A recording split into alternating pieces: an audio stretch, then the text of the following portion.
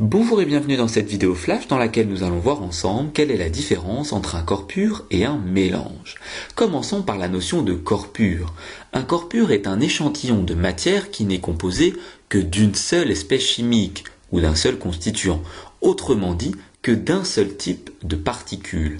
Un corps pur peut être un liquide, un solide ou un gaz. Pour les plus curieux d'entre vous, en termes scientifiques, une espèce chimique est un ensemble d'atomes, d'ions ou de molécules identiques. Comme exemple de corps pur, on peut citer l'eau pure, le sucre ou encore l'or pur.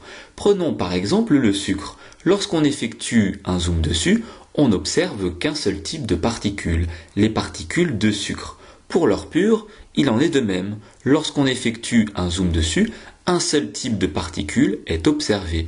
Il s'agit des particules d'or. Pour information, la pureté d'un bijou en or est définie par son nombre de carats.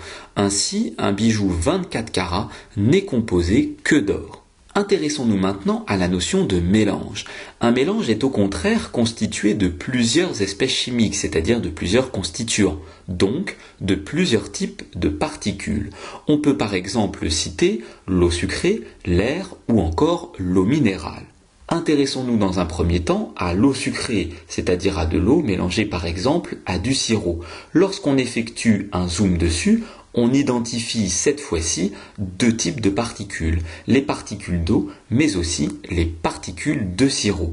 Il s'agit donc bien ici d'un mélange. Intéressons-nous maintenant à l'air qui est un mélange de gaz. Autrement dit, l'air est composé de plusieurs gaz. Il y aura donc plusieurs types de particules. Les particules du gaz A, du gaz B, mais aussi du gaz C, représentées par différentes couleurs. Enfin, l'eau minérale, comme son nom l'indique, est une eau dans laquelle il y a des minéraux.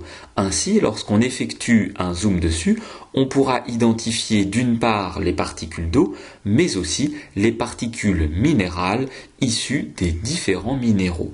On a donc bien affaire à un mélange. Cette vidéo flash est maintenant terminée, j'espère qu'elle a été claire. N'hésitez pas à vous abonner à ma chaîne YouTube et je vous dis à très bientôt pour de nouvelles vidéos.